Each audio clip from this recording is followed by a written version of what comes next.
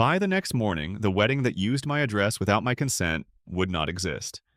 A charter bus full of engineers would roll up to my beach house with an insurance certificate for $5 million, and 3 dozen relatives would be left asking how their family estate turned into a locked door with my name on it. I am Madison Pierce. I am 33. I am a vice president of marketing at a fintech company in New York City.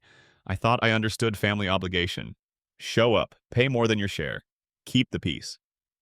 Smile, I was wrong. What I faced was not obligation, it was organized entitlement dressed up as love. What they did not know was that I document everything. Quietly. Patiently. I had already built a paper trail for 30 months because something never sat right. Transfers, receipts, screenshots, voicemails. I do not raise my voice, I raise the receipts. If you have ever carried your family so hard your back ached, tell me where you were watching from. Kitchen table, bus ride, night shift break. I see you, this is for you. Here is who I am and where this happened. I live in Soho during the week and spend weekends at a cedar shingle house in Montauk. The ocean air curls your hair and the deck faces sunrise. The deed is in my name, not our name, mine. In New York law, mine means mine. I worked my way through school, climbed the ladder, and ended up in a job where my total compensation sits in that internet argument zone. I mentor teams, manage budgets, and know exactly how contracts and insurance work because that is how big marketing spends actually get approved. Here is the family pattern. I am the responsible one. My sister Sierra is the golden one. My mother Ellen calls it personality. I call it weight distribution. I paid for the boring things that keep a family standing. Utilities, rent gaps, surprise bills. I told myself it was temporary. Looking back, temporary can last years if you never put it in writing. Let me plant a few seeds that will pay off later. Seed 1. A cousin once sent me a wedding mood board from a site that rhymes with the knot and joked that my deck photographs well. I downloaded the image because I recognized a tiny scratch on the railing only I would notice. Seed 2. I was accidentally added to a family group text named Wedding Week and quietly archived the entire thread to the cloud. No replies, just proof. Seed 3. I kept a notarized ledger of everything I transferred to help my family for 30 months. Zelle, Venmo, checks. The ledger totals $312,000. When I wrote that number in ink, it felt like biting my tongue and tasting my own blood. A quick note on how the offsite you heard about could happen so fast because I know someone in the comments will ask. My company keeps a short list of pre-vetted partners for retreats. They have template contracts and can issue insurance certificates the same day when needed. That detail will matter. It is the difference between chaos and control. Self-portrait without pity. I am competent to a fault. I alphabetize my spice rack and forget to ask for help.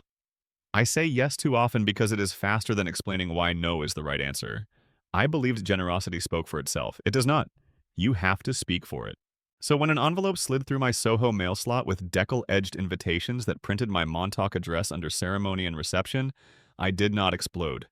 I inhaled. I opened a folder called Wedding Situation. I dropped the photo in, I dropped the group texts in, I dropped bank statements in, and then I did the one thing my family never expected. I stopped making it easy. This is where the story starts to turn. To understand why I chose quiet power over loud drama, you need to see the pattern that trained me to pay first and ask questions never. Let me take you back to the years of sacrifice that made the betrayal feel both shocking and, if I am honest, almost inevitable. I did not wake up one day and decide to be the responsible one. I grew into it the way a tree grows toward a window bending toward the only light available. Report cards came home on time because I double-checked the backpack. Permission slips were unsigned until I slid them under a pen.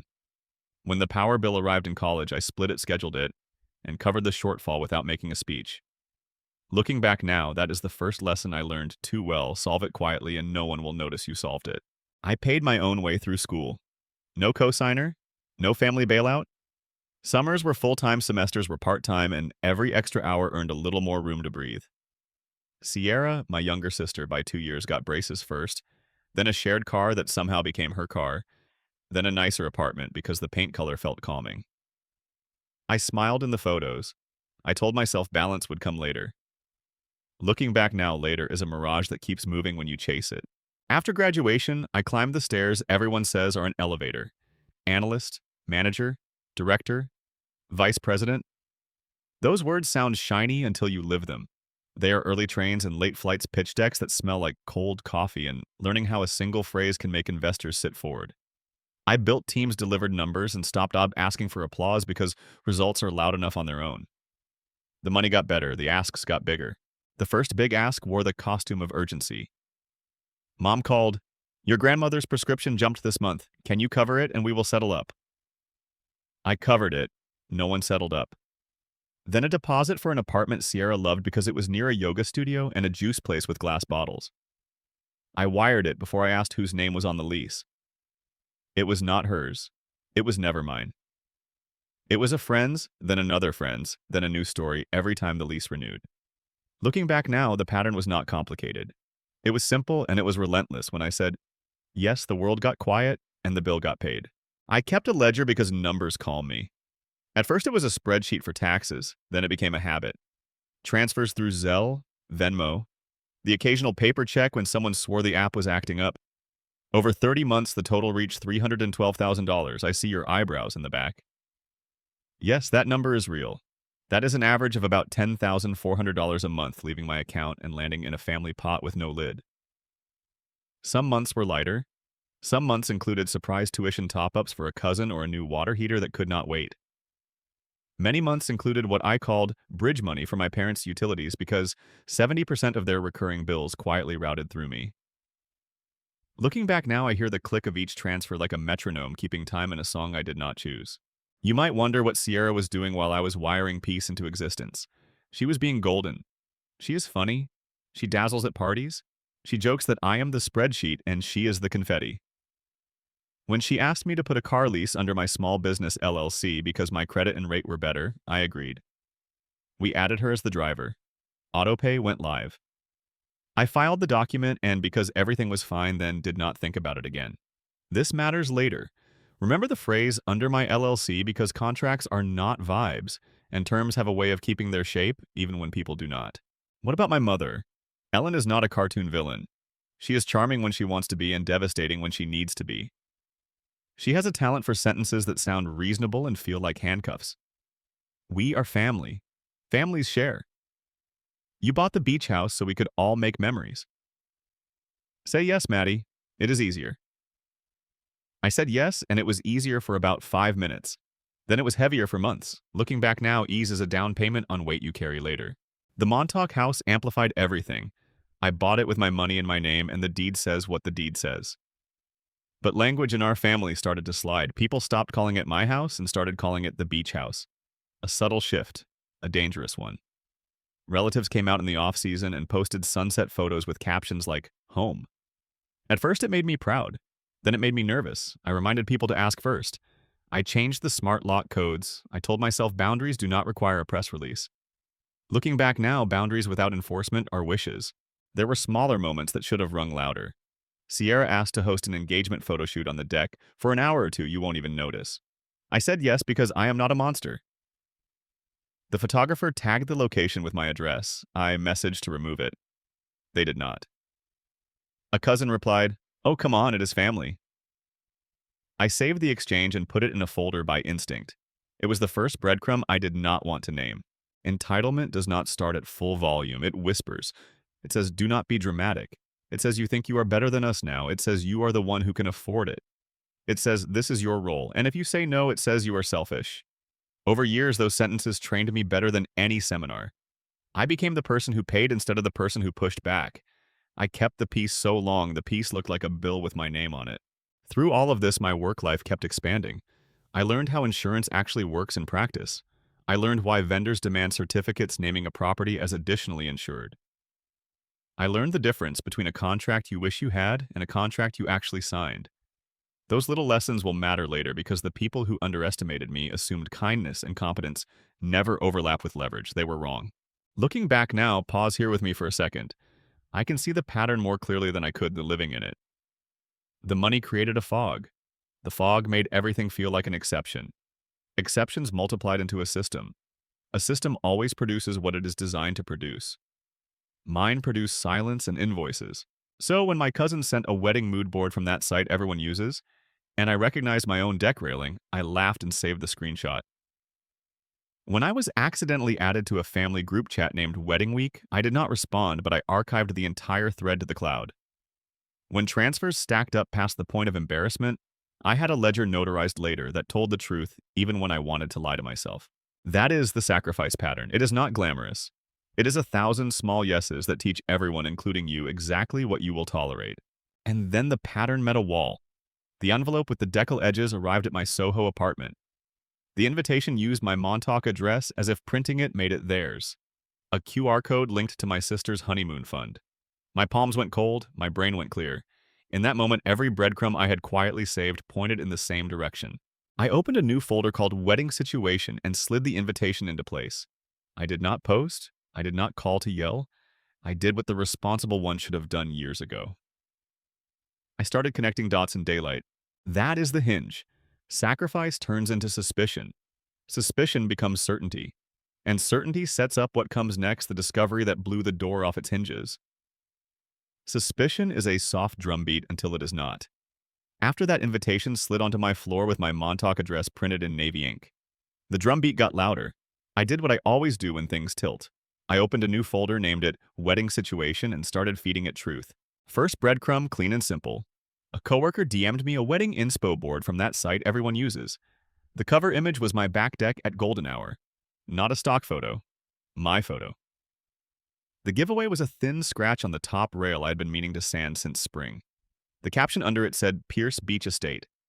I saved the screenshot, exported the page to PDF so the timestamp would sit there like a thumbprint, and moved on. Second breadcrumb arrived as a mistake with perfect aim. My cousin Bella meant to add my mother to a group thread called Wedding Week. She added me instead. 48 contacts.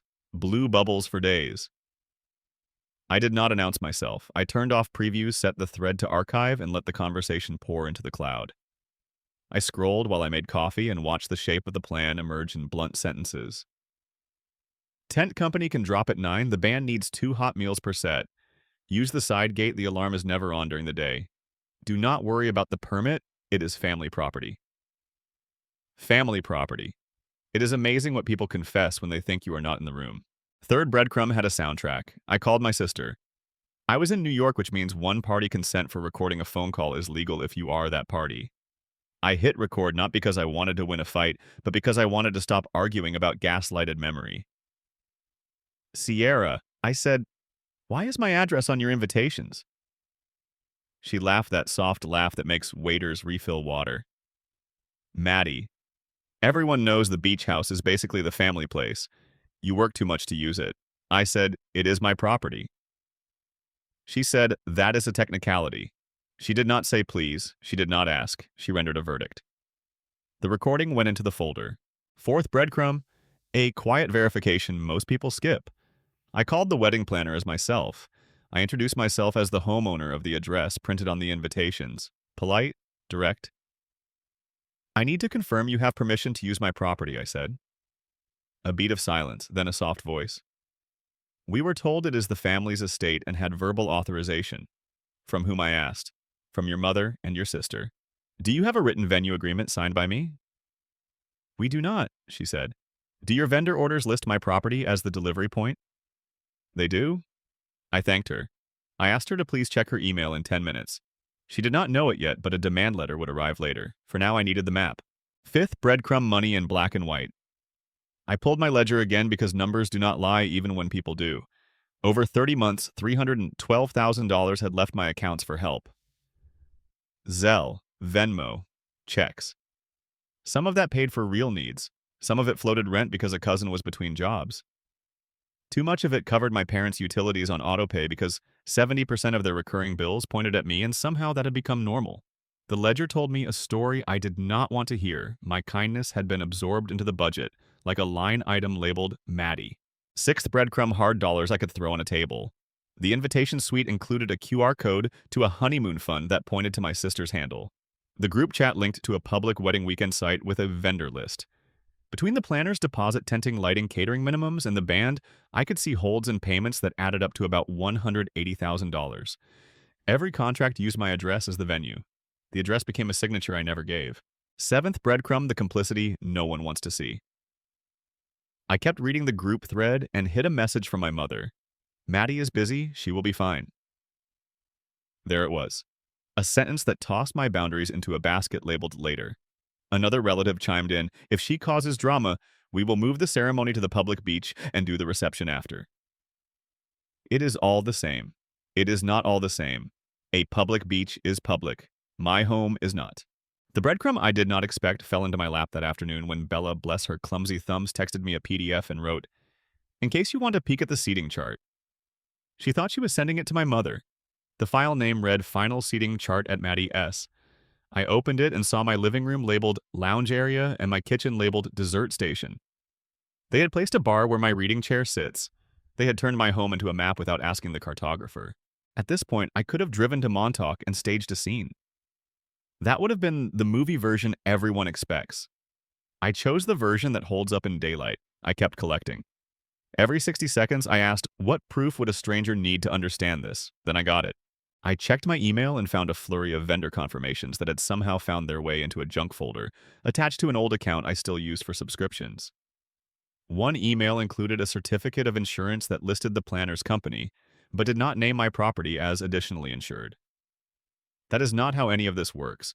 If you know corporate events, you know you do not set foot on a property without naming it on the certificate. That detail became a lever. I called Callie, my friend, who handles cleanup when people light their reputations on fire and then act surprised by the flames. Do not post, she said. Document. Breathe. This will go public, but you will decide when. Also, pull together a clean timeline. If you ever need a judge, the judge will care about dates, not vibes. Then she said the thing that clicked everything into place. Find a clean block, a contract that locks the property for the same days. Not in revenge, in protection. I said I can do that. Before I moved to action, I wanted one more piece that would snap suspicion into certainty. I visited my parents for coffee. I kept my voice light and asked about the wedding. My mother smiled and said, you know, we do not need to make this complicated. My father watched a bird feeder through the window and said nothing. The television hummed in another room. Then my mother's phone rang and she answered on speaker without looking. Hi, this is Lila from the tent company. We are confirming the 9 a.m. drop at the side gate of the Pierce house. My mother said, yes, use the side gate, the alarm will be off. She glanced at me and lowered the volume. I heard enough. Overheard conversation recorded by no one and etched into my spine. That night, I sat at my kitchen table in Soho, spread the evidence into a timeline and read it like a stranger would. Invite printed with my address, mood board with my deck, group chat using my house like a community center. Phone call with my sister where ownership was called a technicality. Planner admitting there was no signed venue agreement. Seating chart labeling my rooms. Vendor certificates without proper naming. Overheard confirmation of a delivery time. Ledger showing $312,000 in support over 30 months that taught my family I would absorb the cost of whatever story they wrote. This is where suspicion became certainty. It was not a misunderstanding. It was a plan. Not just my sister's plan. A plan my mother endorsed and extended family normalized because it was convenient. They did not ask because asking makes room for an answer.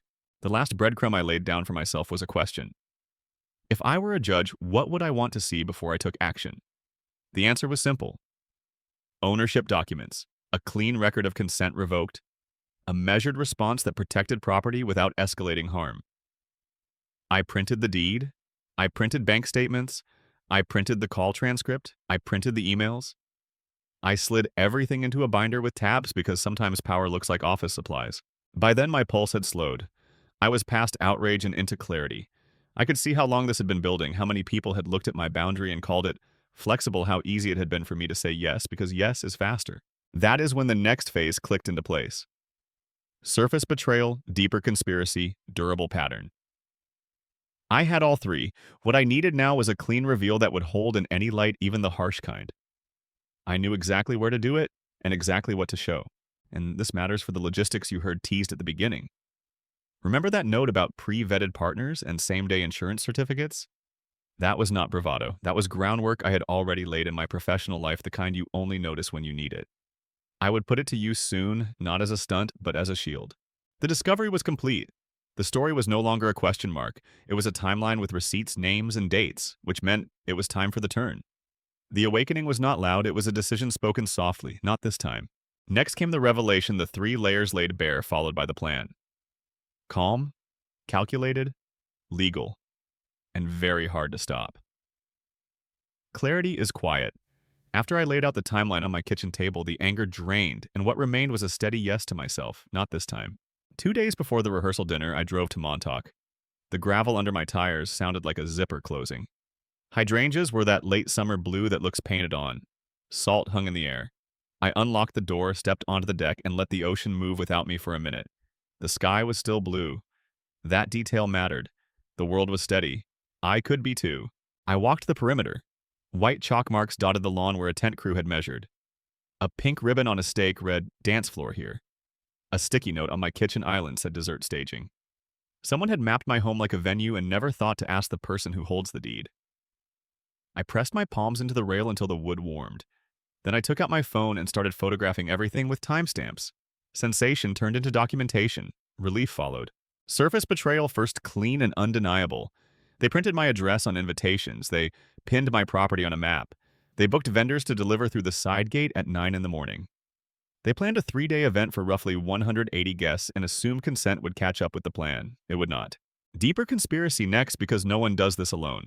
My sister called ownership a technicality. My mother promised vendors the alarm would be off. 48 relatives chatted in a thread named Wedding Week and treated my living room like a rental hall.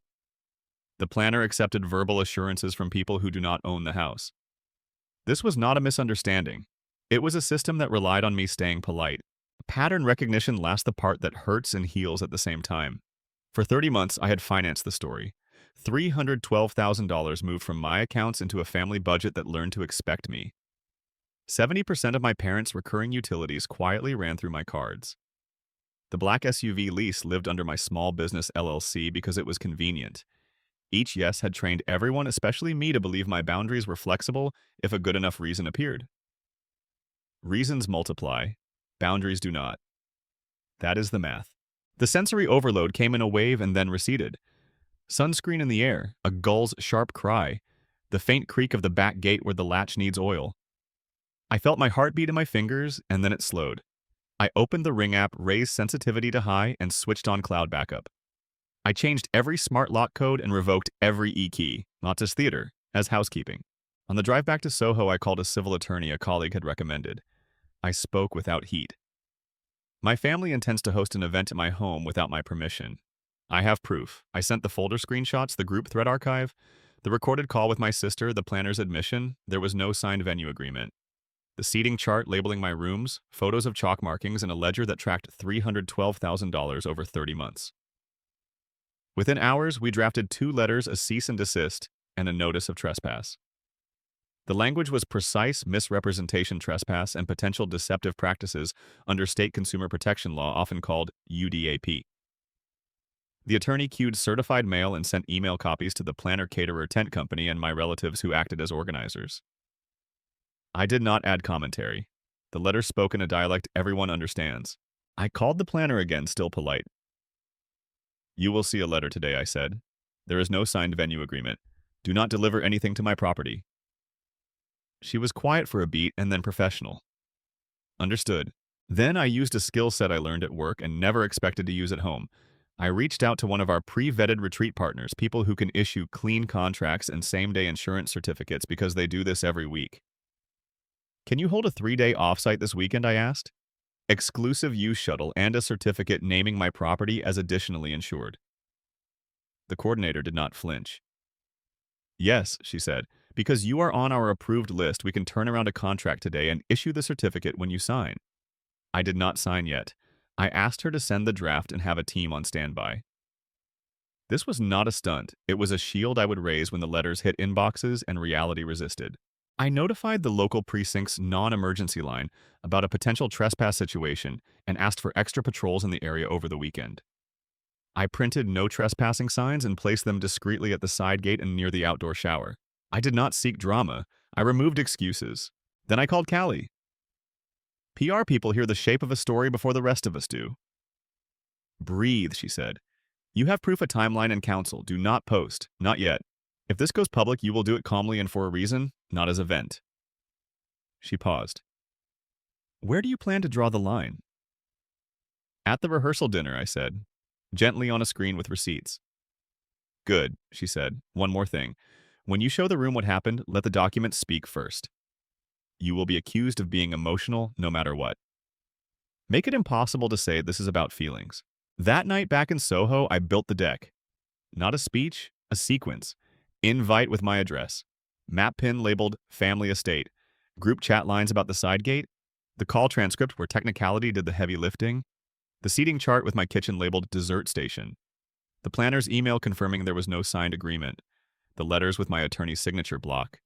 The draft contract for the offsite with the exclusive use clause highlighted. Each slide wore a timestamp like armor.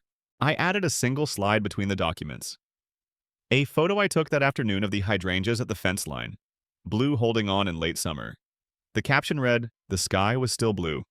A reminder for me that steadiness is not silence. It is choosing the right lever and pulling it once. Before I shut the laptop, I double-checked the logistics that had to be airtight. I confirmed with the retreat partner that a bus and coordinator could roll within hours of signature and that the insurance certificate naming my property would be issued the same day. I tested an HDMI adapter because nothing spoils a truth like a cable that will not cooperate. I packed printed copies of the letters for the planner. I charged my phone, backed up the folder again, and put the binder with tabs, deed ledger, emails, transcripts into my bag. Not because I planned to thump it on a table, but because the weight reminded me I had already done the hard part. Here is the revelation, layered and complete. What happened? My family tried to stage a wedding at my home without consent and called ownership a technicality. Who was involved? My sister, my mother, a planner who took verbal promises, and relatives who normalized it in a 48-person thread. How long it had been planned? Long enough to turn my rooms into a seating chart and my boundaries into a rumor. How long I had been trained to accept it? 30 months of financing peace that never arrived. I went to sleep early, windows open. City sounds, trading places with the ocean in my head. I woke before dawn with one sentence ready. Calm is not weakness. Calm is control. Morning would bring the rehearsal dinner and the screen on a white wall.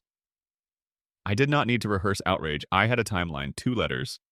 A draft contract waiting for my signature and a room full of people who would have to decide whether they believed a feeling or a fact. That was the moment of truth, not loud but bright. The breadcrumbs were now a map. The map led to a door. I had the key. Rehearsal dinner, Manhattan. A private room with a white wall and a projector that had already met my HDMI adapter an hour earlier. I kept my voice level. No theatrics. When the toast opened, I stood. I want to say something before dessert.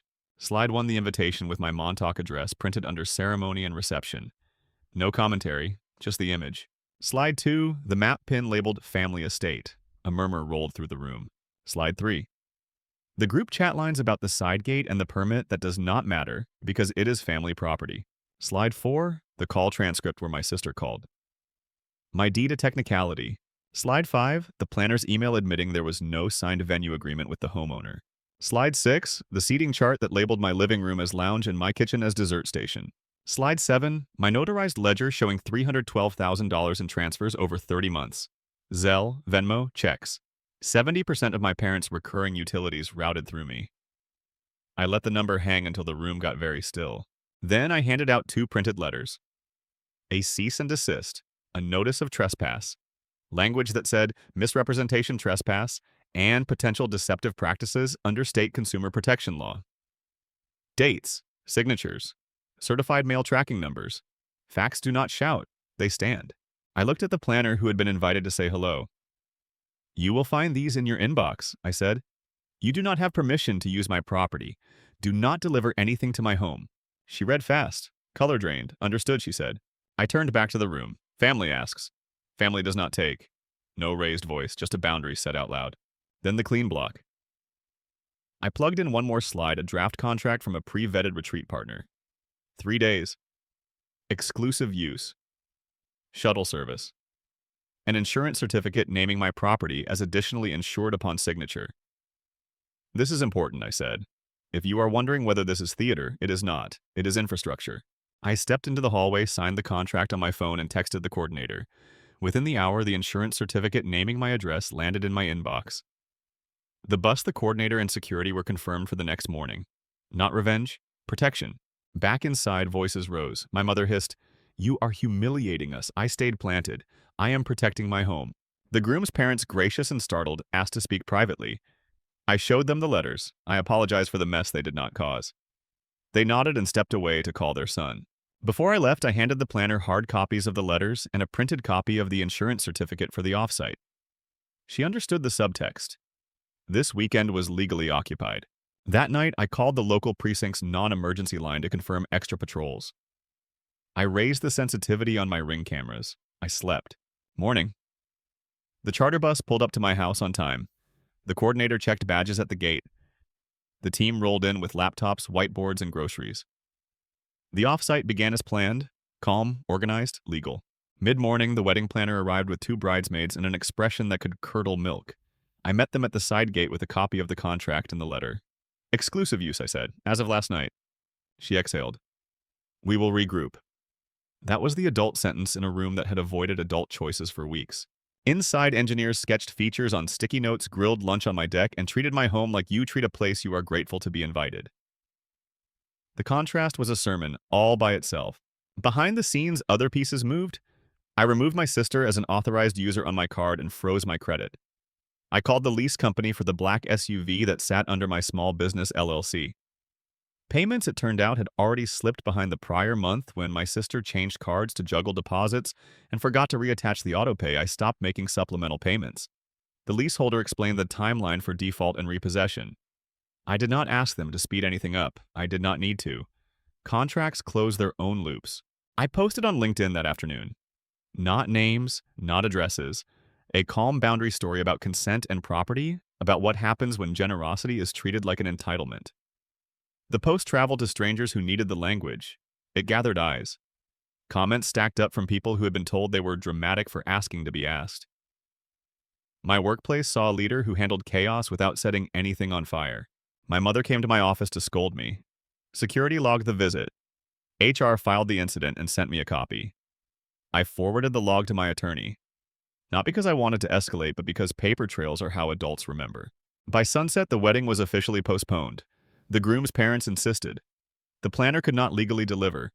My relatives scattered to bars. The family thread went silent on my phone. I cooked dinner for the offsite team and watched the sun drop through a clean horizon line. No screaming, no cops, just a plan executed without heat. That was the power shift, not a dramatic speech, a series of decisions that made the old pattern impossible to repeat. Part 6, Justice and Consequences. Consequences arrive in 2 speeds, immediate and inevitable. Immediate, the wedding did not happen at my house. Guests who expected a coastal reception wandered Manhattan. The offsite ran smoothly. The engineers left notes on the fridge that said, "Thank you for trusting us." My boss sent a message that said, "Proud of the way you planned around chaos." I screenshotted it. Not as evidence against him, as a reminder that calm is not invisible. Immediate, the planner circulated a correction to vendors. No deliveries to my property. My attorney confirmed receipt of acknowledgments. The family thread pivoted to blame and then to silence. Silence can be merciful. Inevitable, within weeks, the lease company repossessed the black SUV for missed payments that had started before I ended the backup autopay. The tow happened on a quiet Sunday near a baby shower for a different cousin. I did not celebrate. I did not gloat. I also did not intervene. Choices have gravity. Inevitable, the anonymous boundary post found its way into conversations at my sister's workplace, not as a smoking gun, as context in a year where attendance and performance were already shaky. When restructuring arrived, her role was cut. Officially, it was headcount. Unofficially, it was reputation, plus numbers that did not add up. I made no calls. The story traveled on its own. Inevitable extended family who had cheered the wedding began to reconsider. A few apologized.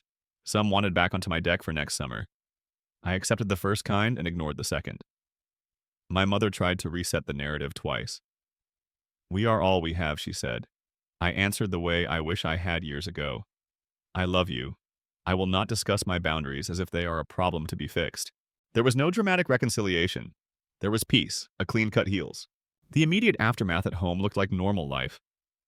I replaced the creaky latch on the back gate. I put the seating chart PDF into a folder called Lessons and left it there.